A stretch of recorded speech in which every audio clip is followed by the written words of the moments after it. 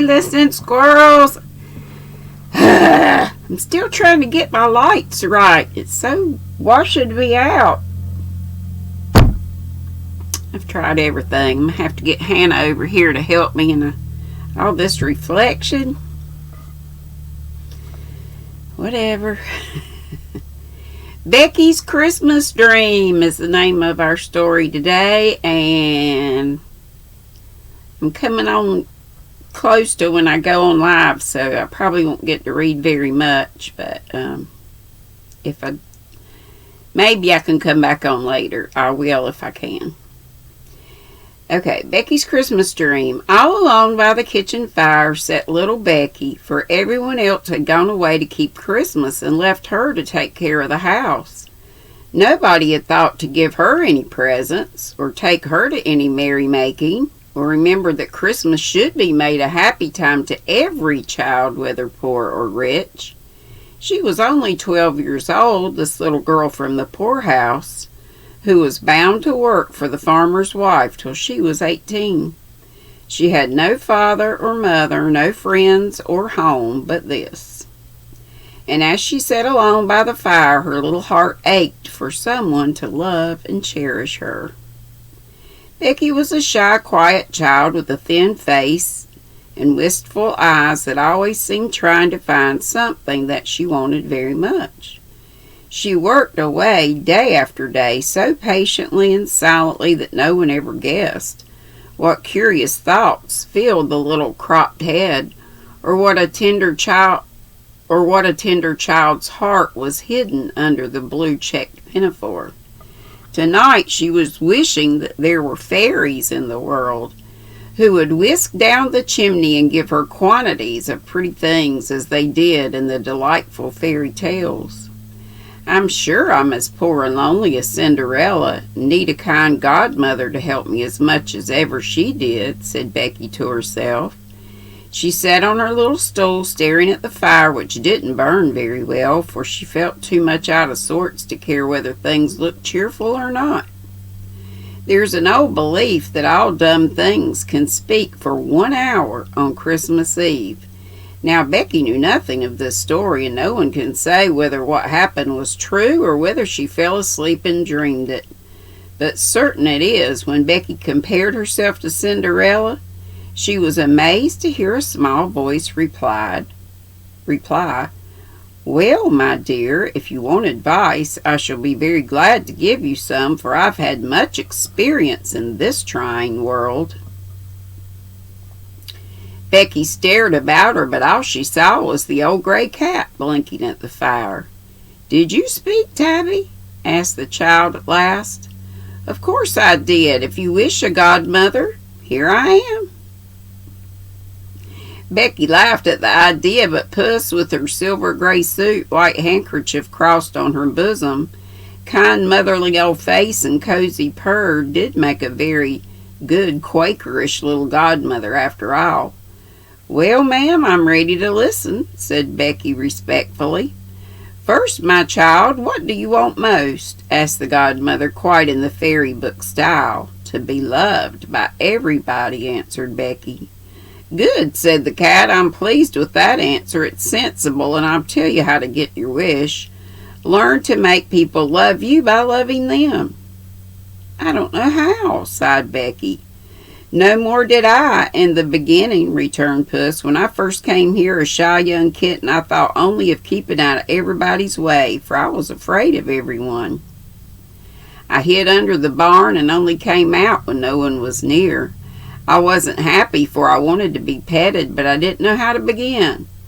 One day I heard Aunt Sally say to the master, 'James, that wild kitten isn't any use at all. You'd better drown her and get a nice tame one to amuse the children and clear the house of mice.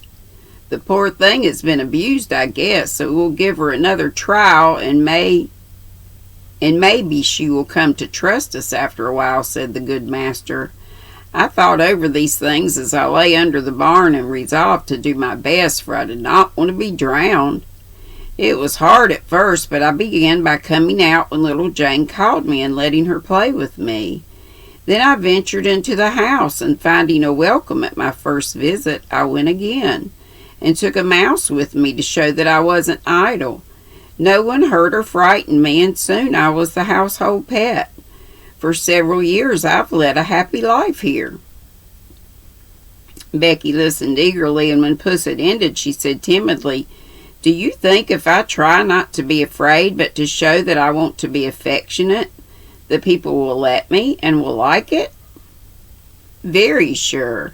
I heard the mistress say you were a good handy little thing. Do as I did, my dear, and you will find that there is plenty of love in the world."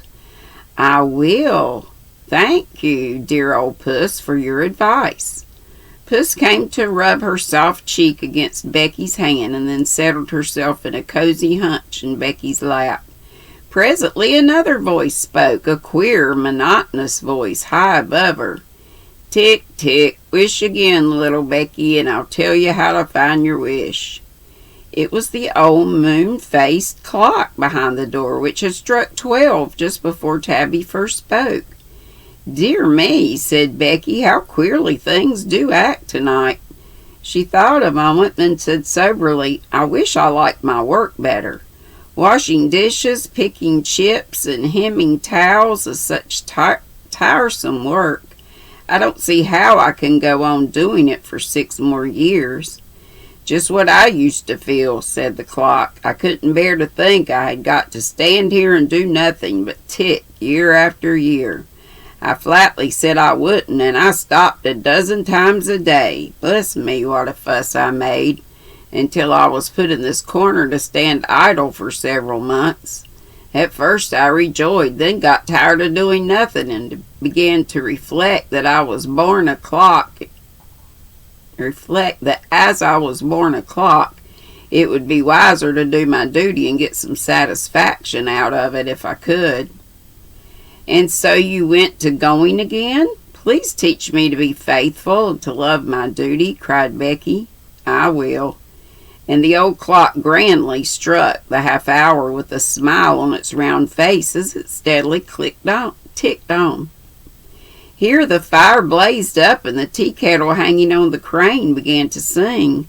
"How cheerful that is," said Becky, as the whole kitchen brightened with the ruddy glow. "If I could have a third wish, I'd wish to be as cheerful as the fire." "Have your wish if you choose, but you must work for it as I do," cried the fire, as its flames embraced the old kettle till it gurgled with pleasure. Becky thought she heard a queer voice humming these words.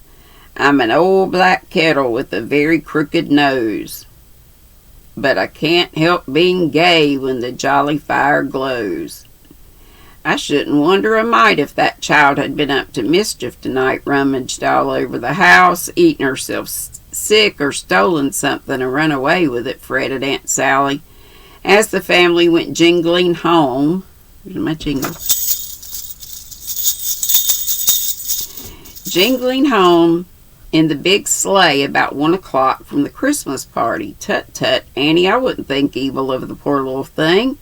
If I'd had my way, she would have gone with us and had a good time. She doesn't look as if she's seen many, and I have a notion it's what she needs," said the farmer kindly. "The thought of her alone at home has worried me all the evening, but she didn't seem to mind, and I haven't had time to get a respectable dress ready for her to wear. So I let it go," added the farmer's wife, as she cuddled little Jane under the cloaks and shawls with a regretful memory of Becky knocking at her heart.